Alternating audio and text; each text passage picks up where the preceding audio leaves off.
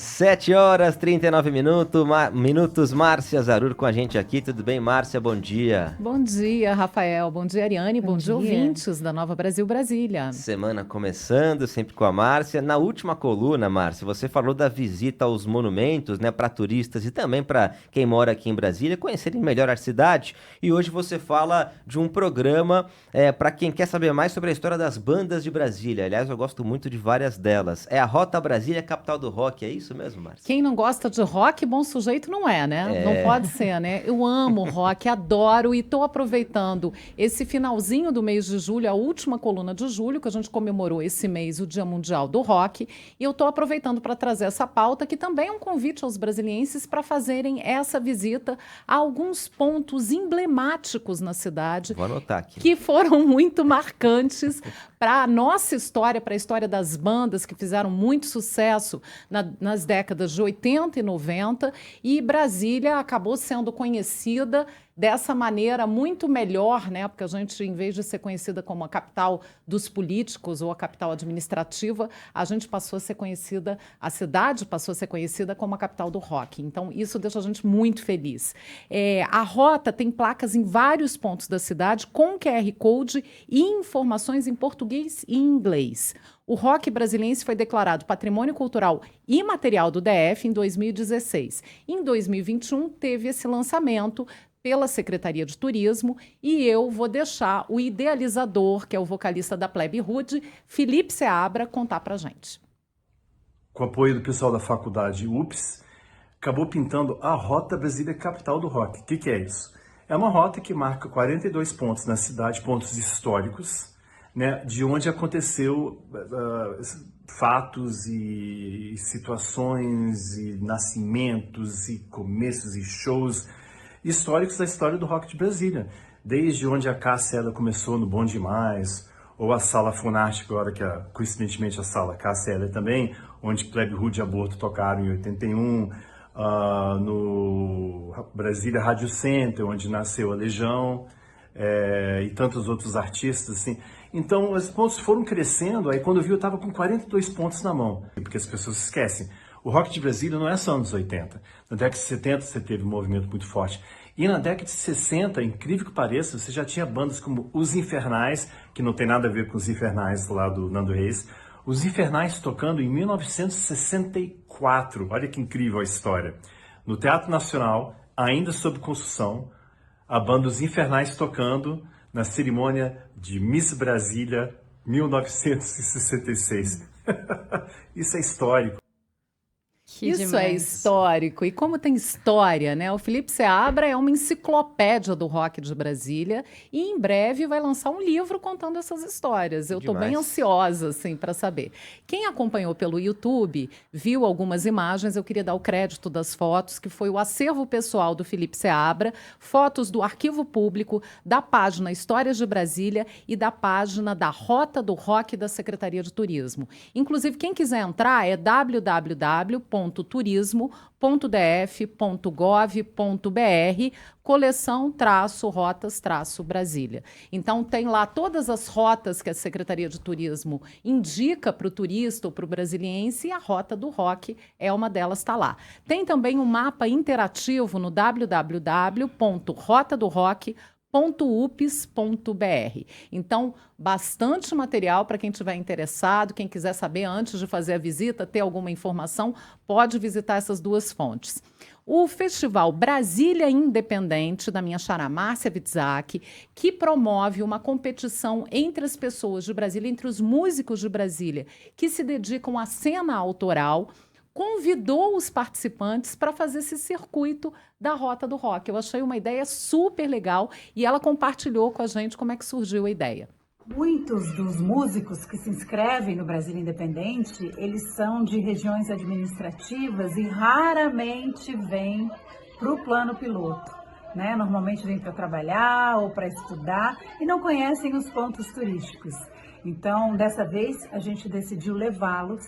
Todos os que se inscreveram no Brasília Independente foram convidados. Nós tivemos 400 inscrições. Nós os convidamos para fazer um passeio pela Rota Brasília, capital do rock. Lugares importantes do rock de Brasília. e foi incrível. Todo mundo precisa conhecer essa história. Bom, ficou aí o convite da Márcia Witzak, minha xará, que promove o Brasília Independente, que está aí em curso. Desses 400 inscritos, mais ou menos 40 aceitaram o convite e fizeram esse tour pelos pontos principais da Rota do Rock. Foi uma parceria do Brasília Independente com a Lente Cultural e o coletivo Fora do Avião Afroturismo, idealizado pela turismóloga Aline Carina. A Aline Carina faz um trabalho bem interessante com os turistas em Brasília. E eles visitaram porque, embora o Felipe Seabra tenha levantado mais de 40 pontos, em torno de 10 só tem a placa, ainda não foi implementado em todos os pontos que ele levantou. Então, eles fizeram esse passeio, o pessoal do Brasília Independente, pela colina da UNB, Torre de TV, Estádio Mané Garrincha, Ginásio Nilson Nelson, 303 Sul, que foi onde morou Renato Russo, a quadra do Renato Russo, Praça Eduardo e Mônica, no Parque da Cidade, e Espaço Cultural Renato Russo, de onde um dos músicos que participou gravou também para a Nova Brasil, Marcelo Salles. Vamos ouvir. Passamos pela colina, passamos pela 303 Sul, no prédio do Renato Russo. Estou aqui agora no Teatro Galpãozinho, beleza? Conhecendo um pedacinho de cada passo do rock de Brasília. Venha desfrutar dos melhores locais aonde o rock começou. Venha sentir essa energia de perto. Vamos nessa? É dia de rock, bebê. Simbora! Simbora, gente, simbora ver esses pontos que são tão importantes, né, para a cidade. Brasília se projetou realmente como uma potência na música e a gente agora tem outros estilos, obviamente, mas eu acho que Brasília continua e continuará sendo sempre a capital do rock, né? Eu acho, não sei você, Rafael, que é de São Paulo, se tinha já essa noção da cidade. Tinha assim. essa noção, sim. Inclusive as bandas de rock, né, nacionais de Brasília, várias delas eu gosto muito. Por exemplo, Paralamas do Sucesso, eu adoro Paralamas. Maravilhoso. O Herbert é de João Pessoa, mas ele passou, né, a juventude dele aqui, então... A banda foi formada em Brasília, Formada né? em Brasília, enfim, várias bandas que eu gosto muito. Foi engraçado, teve o Festival de Inverno do Sesc no fim de semana retrasado, passado, e teve um show do Paulinho Mosca, e o Paulinho, num determinado momento, cantou uma música do Legião. É impressionante como o público se mobiliza, é uma coisa quase hipnótica a participação das pessoas. Legião também tem uma ligação muito grande com Brasília, é uma coisa muito, muito forte.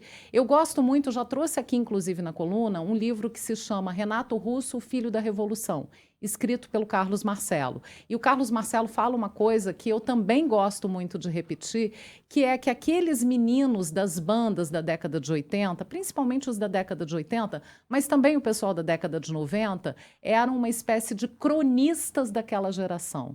Eu acho isso tão interessante, porque descreviam como era a vida, como eram as coisas de Brasília e do Brasil naquela época. Então, eles traduziam naquelas letras aquela coisa de você quer falar com alguém por horas e horas e horas pelo telefone, você quer, então, assim, coisas do cotidiano que o rock trazia.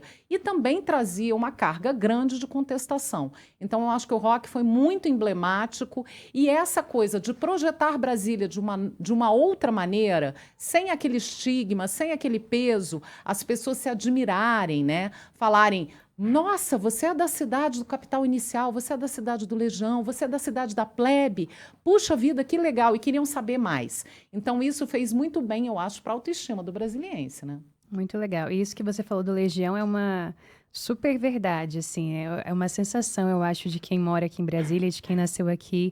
Sempre que se vai em um evento, ou em qualquer lugar que você esteja, um show, sei lá, um casamento, quando toca uma música do Legião, parece que sobe uma coisa em todo mundo. Não é? E vira tipo um hino nacional, assim. As pessoas podem nem escutar todos os dias, muitas são de gerações bem mais recentes, mas parece que não sei, tem uma mágica, coisa, né? Tem uma mágica, é verdade. Tem. Eu sinto isso, assim, todos os shows, quando tem Legião Urbana, principalmente aqui em Brasília, tem uma coisa, parece hipnótica, assim, uma parece conexão. que todo mundo fica na mesma vibe ali. É muito lindo, é muito legal sentir isso. E eu também já falei aqui na coluna, mas o Rafael ainda não estava, então eu me permito repetir a informação, mas eu estava naquele show histórico do Legião Urbana, no Mané Garrincha, que deu aquele quebra-quebra. Olha lá. Que o Renato Russo levou um mata-leão de um fã que subiu no palco e ele interrompeu o show e aí deu uma confusão danada. Eu tinha 15 anos, estava com uma turma de amigos e aí depois meu pai não me deixou sair assim por uns 3 meses. Então eu estava naquele show e aí eu vou pegar uma frase do mestre Ariano Suassuna que diz que eu também peguei como lema para minha vida, que o que é ruim de viver é bom de contar. Então, o que a gente passa perrengue, às vezes, ali na hora, depois é ótimo de contar. Eu tenho o maior orgulho de dizer, gente, eu estava naquele show, eu participei, eu estava naquela bagunça e tal. Agora, falando da importância de Brasília nesse cenário do rock, tem uma notícia maravilhosa que a gente vai ficar na torcida e que eu vou novamente deixar o Felipe Seabra contar pra gente. Mas, como toda rota leva a algum lugar, há 3 anos eu estou negociando com o governo do Distrito Federal um terreno para construção e implementação do maior memorial de música da América Latina, que seria basicamente o museu da história do rock brasileiro. E por que brasileiro? Brasília é a capital do rock. É isso aí. Pode falar o que quiser, mas é a capital do rock. Mas também é capital de choro, capital do samba. A gente tem muitas vertentes musicais aqui extremamente importantes e em nenhum momento desmerecendo nenhuma delas. Mas o rock virou produto de exportação, virou um alicerce fundamental da história do rock brasileiro e eu acho nada mais adequado a gente ter no centro da cidade, no terreno de 10 mil metros quadrados, a história do rock brasileiro ali representado, claro, com carinho especial, lógico, para o rock de Brasília. Espetacular, né, gente? Sensacional. Imagina, tem um Museu do Rock, um memorial da música em Brasília. Brasília é um lugar perfeito para abrigar isso. O Felipe Seabra ele falou, está há 3 anos negociando um terreno e eu acho que a gente tem que fazer pressão também para esse terreno sair e para esse memorial do rock, da música, se instalar em Brasília, ser mais um ponto turístico e mais um pouco dessa preservação da nossa história e a preservação dessas histórias lindas que a gente tem do rock aqui de Brasília. Sensacional. Tomara que dê certo. Tem que dar certo. Sensacional Estamos na mesmo. torcida, né? Estamos na torcida. Dedinhos cruzados. 7h51, Márcia Zarur, muito obrigado mais uma vez e até a próxima semana. Até a próxima semana. Hoje é dia de rock, bebê. Que a semana, mesmo que seja difícil, seja maravilhosa para todo mundo. Até segunda.